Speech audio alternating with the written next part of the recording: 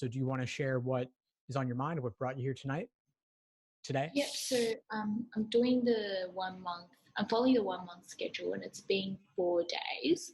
I've been sticking to the schedule pretty much like to the T. So first week is basically all logic games, and I feel like I was okay with logic games, but this kind of taught me a lot of the technical stuff. Like I didn't know how to categorize questions. I kind of just went by intuition because I did a lot of questions. So that was really good. But I also found like one of the major problems was that I didn't know when, after sorting out all the rules, I didn't know, I guess, when to stop deducting inferences and when to, well, I didn't, sometimes like if the question seems a bit ambiguous, I would just jot down the rules, do the contrapositive and all that sort of stuff, but I wouldn't then make the link to do the diagrams. Maybe it's because I haven't like read the rules very thoroughly, but I feel like sometimes, yeah, that's a really hard bit for me. Yeah, it's a big dilemma knowing when you've made all the inferences you can versus when to go on to the questions. And this is really just a matter of experience and exposure to get a certain internal sense of it. That being said, there are some common formats games have that will naturally lead to certain kinds of inferences. And my favorite example of that is in situations where you see lots of conditional statements and the same variables featured in multiple rules. When you have a grouping in-out game with lots of conditional statements, it is often the case that you can link those together to form a long conditional chain. And that would be your upfront work, giving you the inferences that you need to draw, to basically solve the game more efficiently going forward as you get into the questions. For other games that are more ordering based or matching based, if you have blocks of variables, those blocks can be particularly impactful. And by a block, I mean two variables that must always be together or must always be adjacent to one another or consecutive. There are relatively fewer places that a block can go. So for example, if there were a game with 5 slots and you had two variables that had to be adjacent in a particular order, those variables could be on slots 1 and 2, 2 and 3, 3 and 4, and 4 and 5. So that's only 4 different possibilities. And if we also learned that the block was, let's say, variables A and B that must go consecutively in that order, but we also learned that A could never be in slot 1, that would mean that out of those 4 possibilities, we were now reduced to only 3 possibilities, slots 2 and 3, 3 and 4, and 4 and 5. Now, 3 possibilities, that's pretty manageable. You could then draw out those 3 different main diagrams to guide you over the course of the game. So that's the way I think about things, is what variables are especially limiting or limited depending upon how you frame it. And that could dictate what your main diagrams end up looking like. If you see the same variable featured in multiple rules, that's a suggestion that that variable could potentially help you to make some kind of inference. Yeah. And this is something, like I said, once again, it comes through experience, through doing lots and lots of games. And games really is the most perfectible section on this exam. And if you did every game ever released, or even just the most recent half of games, and you did them multiple times, you would really start to see those patterns, and then they really couldn't throw anything totally new at you on test day. Okay. And because this week I've been just focusing on logic games, I've been quite worried about my logical reasoning and reading comprehension, just because logic games is my strongest area and my best scoring area most of the time. So I was wondering, should I do some logical reasoning or reading comprehension on the side in addition to the schedule, or do you think it's unnecessary? Yeah, I would do it on this side. I wouldn't ever focus solely on one section at the exclusion of the others. So if you've already done a bit of studying on all 3, I wouldn't want you to get rusty on reasoning or reading comp. I would still cycle that in a little bit. So maybe I would do 60, if you want to focus on games, do 60% games, 20 on logical reasoning, and 20 on reading comprehension. Mm. And at this point in time, do you recommend doing it under time conditions? Because for me, I've been practicing the LSAT for a while. But this week I haven't been doing the logic games under time conditions, just sticking to the schedule itself. So I was wondering if you think it'll be more helpful for me to just do everything under time conditions, or because my LSAT, it is in a month. It's in a month. It's in January. Yeah, I'm taking my first one in January. I think I'll probably take the March one as well after that. Okay. Well, if you're thinking about January, I would do it timed. I would absolutely do timed practice at this point. Your test is about a month away, right? A little bit less maybe. So yeah, I would definitely do timed work and focus on the pacing and the endurance, because it's coming around the bend. I would do at least one timed exam per week between now and then, and along with detailed review of that exam. And then if you want to do some logic games drilling on the side, you could certainly do that. Okay.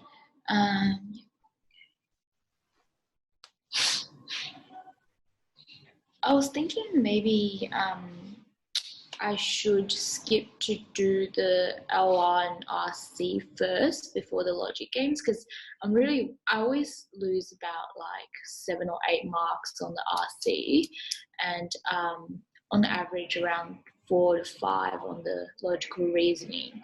So not quite sure if I'm not quite sure what to do right now because it's in a month. Yeah, I mean, you've got to work on everything. I think one thing that helps to solve that issue is simply doing a timed exam a week along with detailed review of that exam, because then you're getting plenty of practice on all sections and having the opportunity to review all of them as well. And if you notice certain weak areas or areas you want to focus on, like let's say you had trouble with flaw questions in logical reasoning or resolve the paradox questions, you could drill those by type, meaning you do a couple dozen of those in a row to help you better spot those patterns. And then you're doing the odd logic game section here or there on the side, fitting it in where you can, when you don't have the time to do a full-length 5-section timed exam. Yeah. And I've just got a question about the writing. It's not scored, but do we need to like practice at all? Because I haven't done anything at all on it. Yeah, I wouldn't worry too much about the writing for now, just because, like you said, it is not scored, but it is worth maybe looking at 1 or 2 of them just to get a sense of what it's like. And you could write a draft of one just to see how it goes for you. But I wouldn't imagine you'll have too much trouble with it. And you really can't go wrong with it. The idea is there's a choice between 2 different options. Both options are equally weighted.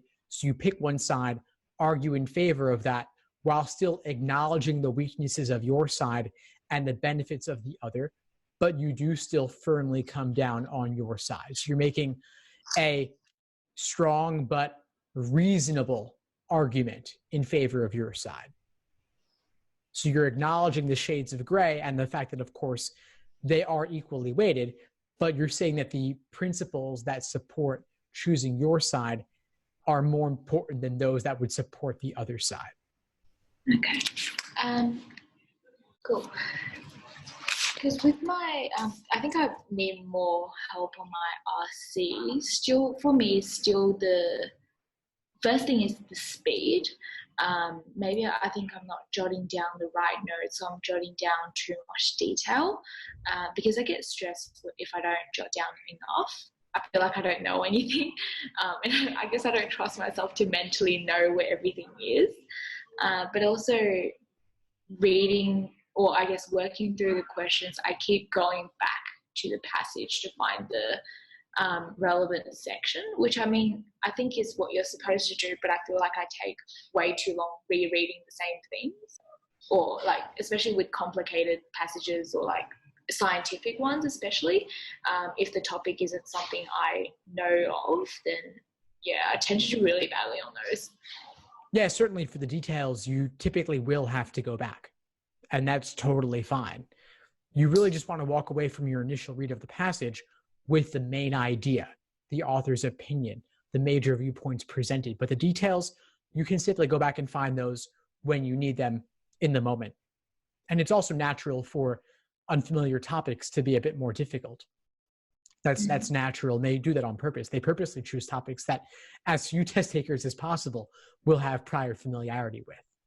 And there's nothing to do but make the best of it. And remember that they're not really testing you for content. They're testing you for the structure of the passages, how the author goes about making their argument and the various viewpoints presented within it. Okay. And yeah, so because now the LSAT's moved to digital, we can't just jot down, I guess, points next to it. Because I didn't go to the LSAT digital session, but do we like get our own like scrap paper where we write notes, or how does it work? Yeah, they give you a booklet of 12 to 14 pages, and that booklet is where you can write all your scratch paper. You can use that for all your notes, for all sections of the exam, games, reasoning, and reading comprehension. Yeah, because I found that that's what I've been doing when I was doing the prac exams.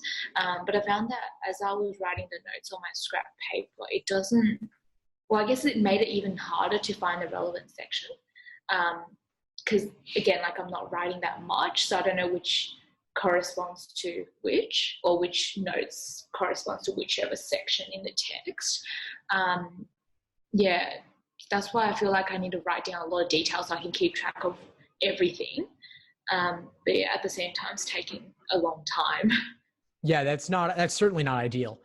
You might consider simply writing down author's opinion and the major viewpoints, just a couple of words about each one. And you could even, if you want to, there are highlighting and underlining tools on the digital LSAT. So you might consider using those to note other things. You could, for example, highlight one color for where the evidence appears and highlight another color for where the author's opinion appears. That's one approach you could take if you wanted to really make notes on the passage. I'm not saying I would recommend it, but different things work for different people. So it might benefit you to do a little bit of experimentation to see what you like best. For me personally, I would just note on my scratch paper the main idea, the author's opinion, and then go back for any details that I need. And that requires a bit of skimming, of course, but with practice, you can get pretty fast at that skimming.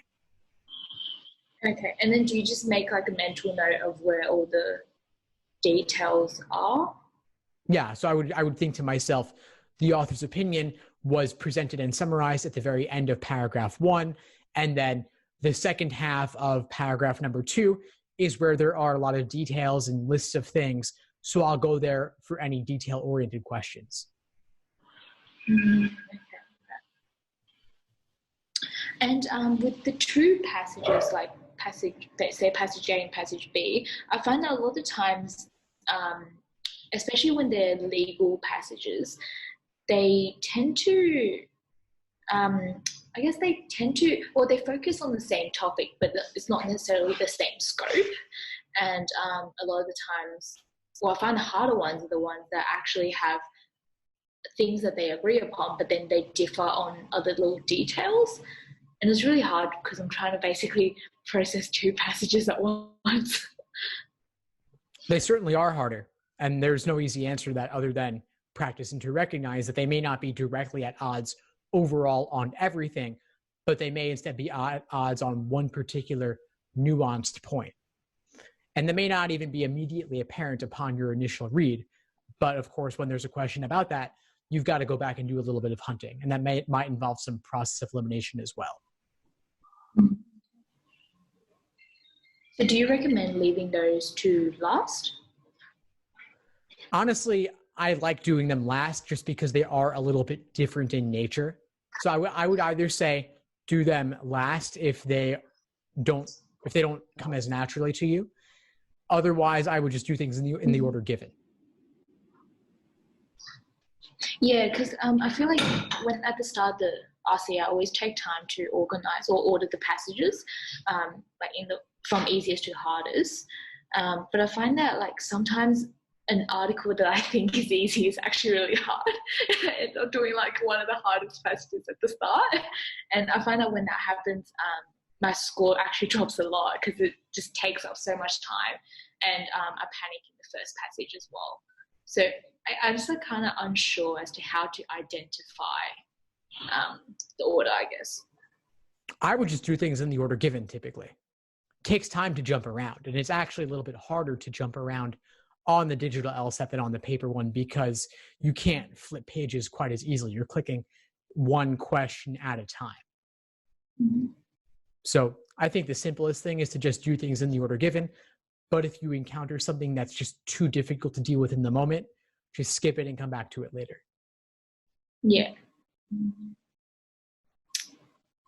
I think that's it from me in terms of questions. I haven't worked too much on LR and RC. I feel like I have more questions next week or in the next couple of weeks as I work on those two sections. Yeah.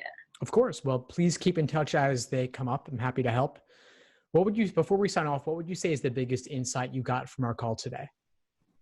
I think the biggest insight was actually the help with the RC, because I always was so obsessed on like choosing the order because I felt like that really made a difference. But yeah, I would try like doing it in order and actually just doing things more in time conditions because I thought like I should stick to the schedule to the T, but I felt like when the LSAT's in like 1 month, I should still do the time conditions on the side, as well as the writing because I didn't know anything about the writing section at all. So yeah, it was good to, and I like there was no material on it or whatnot, not that I was aware of. So I think yeah, that was really helpful as well. So I don't need to spend time extra like researching about it. Awesome. Glad to hear it. Well, please keep in touch as you move forward. I'm happy to help as you move through the course and as you continue with your studying. Thank you, Steve. Thanks for tuning into the show. Please subscribe if you haven't done so already to be notified of new episodes as I release them. And feel free to reach out if you need anything at all as you move forward with your prep. I'm happy to help however I can. In the meantime, I'll wish you all the best and take care.